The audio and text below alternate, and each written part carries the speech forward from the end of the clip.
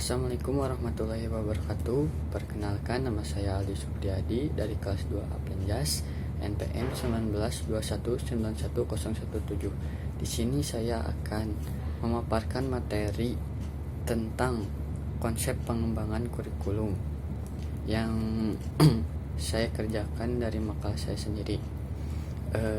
Yang ada 5 poin dalam pembahasan konsep pengembangan kurikulum. Yang pertama ada prinsip-prinsip pengembangan kurikulum, yang kedua pengembangan kurikulum, yang ketiga faktor-faktor yang mempengaruhi pengembangan kurikulum, yang keempat artikulasi dan hambatan kurikulum, yang kelima model-model pengembangan kurikulum. Poin pertama, dalam prinsip-prinsip pengembangan kurikulum, prinsip yang dijadikan acuan oleh setiap tenaga pengajar dalam suatu lembaga dengan yang lain terkadang memiliki perbedaan, namun perbedaan tersebut pada dasarnya tetap mengacu pada prinsip mencerdaskan kehidupan bangsa. Nah, dari poin prinsip-prinsip pengembangan kurikulum terdapat dua prinsip yaitu prinsip umum dan prinsip khusus. Prinsip umum meliputi prinsip relevansi, mengandung makna bahwa kompetisi yang dimiliki siswa harus relevan dan sesuai kebutuhan di masyarakat. Jadi prinsip umum yang poin pertama ini, yang relevansi, saling berhubungan antara masyarakat dan sekolah, seperti itu. Yang kedua ada prinsip fleksibel, mengandung makna bahwa setiap kurikulum hendaknya bersifat fleksibel atau lentur, terutama yang berkaitan dengan implementasinya. Kurikulum dikembangkan sesuai dengan kebutuhan dan jati diri program studi yang ada. Yang ketiga ada prinsip kontinuitas, mengandung makna bahwa adanya proses pengembangan komponen-komponen kurikulum secara berkesinambungan. Harus ada ketentuan dalam penguasaan suatu kompetensi. Dan sedangkan prinsip khusus terdapat 3 bagian juga. Yang pertama, prinsip yang berkaitan dengan tujuan pendidikan, bahwa pembentukan kurikulum harus berdasarkan pada tujuan pendidikan baik dalam jangka pendek, menengah maupun panjang, seperti itu. Yang kedua, prinsip khusus bagian kedua, prinsip yang berkaitan dengan isi pendidikan. Memilih isi pendidikan harus mempertimbangkan penjabaran tujuan pendidikan ke dalam kemampuan hasil belajar. Isi bahan pelajaran yang meliputi pengetahuan sikap, keterampilan, dan unit-unit kurikulum harus disusun secara logis. Poin yang terakhir, prinsip yang berkaitan dengan pemilihan proses belajar mengajar. Metode belajar mengajar setidaknya harus menyesuaikan materi yang diajarkan. Metode ini berhubungan dengan teknik pembelajaran yang efektif untuk dilakukan dan diterapkan dalam suatu proses pembelajaran agar materi mampu diserap oleh peserta didik atau siswa. Poin berikutnya tentang pengembangan kurikulum. Pada hakikatnya, pengembangan kurikulum itu merupakan usaha untuk mencari bagian rencana dan pengaturan mengenai tujuan, isi, dan bahan pelajaran serta cara yang digunakan sebagai pedoman penyelenggaraan kegiatan pembelajaran yang sesuai dengan perkembangan dan kebutuhan untuk mencapai tujuan tertentu dalam suatu lembaga. Berdasarkan Undang-Undang Nomor 20 Tahun 2003 tentang kurikulum, Pasal 36 ayat 1, bahwa pengembangan kurikulum dilakukan dengan mengacu pada standar nasional pendidikan untuk mewujudkan tujuan pendidikan nasional. Suatu kurikulum diharapkan memberikan landasan, isi, dan menjadi pedoman bagi pengembangan kemampuan siswa secara optimal sesuai dengan ketentuan dan tantangan perkembangan masyarakat, seperti itu. Lanjut, poin yang ketiga tentang Faktor-faktor yang mempengaruhi pengembangan kurikulum.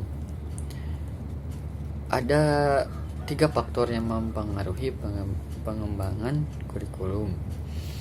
Yang pertama, ada faktor dari perguruan tinggi. Setidaknya perguruan tinggi ini juga terdapat bagian-bagiannya. Perguruan tinggi setidaknya memberikan 2 pengaruh terhadap kurikulum sekolah.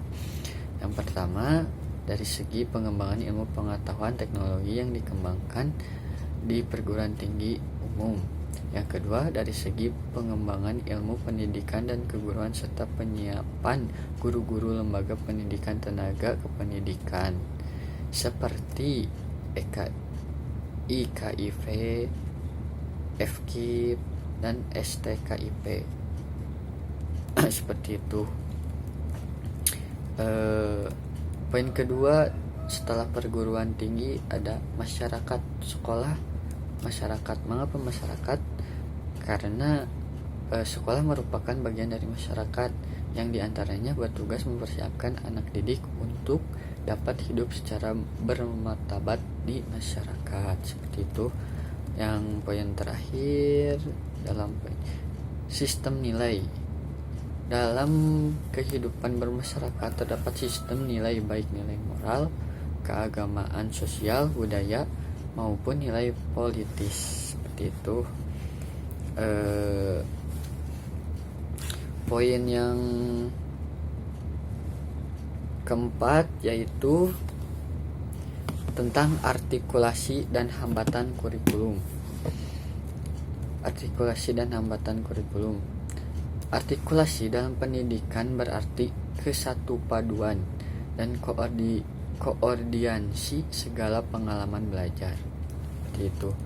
Hambatan pengembangan kurikulum yaitu terletak pada guru. Mengapa kepada guru atau pendidik? Hal itu disebabkan karena kurangnya partisipasi guru yang disebabkan guru itu sendiri. Hambatan yang lain juga ada di masyarakat. Mengapa masyarakat? Karena sumber input dari sekolah, keberhasilan pendidikan, ketepatan yang digunakan membutuhkan bantuan serta input fakta dan pemikiran dari masyarakat. Seperti itu. Dan yang terakhir ada model-model pengembangan kurikulum. Terdapat ada 5 bagian, 5 poin. Yang pertama ada the administrative model. Model pengembangan kurikulum ini merupakan model paling lama dan paling banyak dikenal. Diberi nama model administratif atau line staff karena inisiatif dengan gagasan pengembangan datang dari para administrator pendidikan dan menggunakan prosedur administrasi. Seperti itu. Yang poin kedua ada the grassroots model. Model pengembangan ini merupakan lawan dari model yang pertama, inisiatif dan upaya pengembangan kurikulum, bukan datang dari atas tetapi dari bawah, yaitu guru-guru atau sekolah. Seperti itu. Poin yang ketiga ada the demonstration model. Model pengembangan kurikulum idenya datang dari bawah atau grassroots. Semula merupakan suatu upaya inovasi kurikulum dalam skala kecil yang selanjutnya digunakan dalam skala yang lebih luas, tetapi dalam prosesnya sering mendapat tantangan atau ketidaksetujuan dari pihak-pihak tertentu. Poin yang keempat ada Tabbatt's inverted model. Menurut cara yang bersifat tradisional, pengembangan kurikulum dilakukan secara deduktif. Seperti itu. Yang poin terakhir ada the system action research model. Model kurikulum ini didasarkan pada asumsi bahwa perkembangan kurikulum merupakan perubahan sosial. Hal itu mencakup suatu proses yang melibatkan kepribadian orang tua, siswa, guru, struktur sistem sekolah, pola hubungan pribadi, kelompok, sekolah, dan masyarakat. Mungkin sekian pemaparan dari saya. Mohon maaf bila ada kesalahan. Wassalamualaikum warahmatullahi wabarakatuh.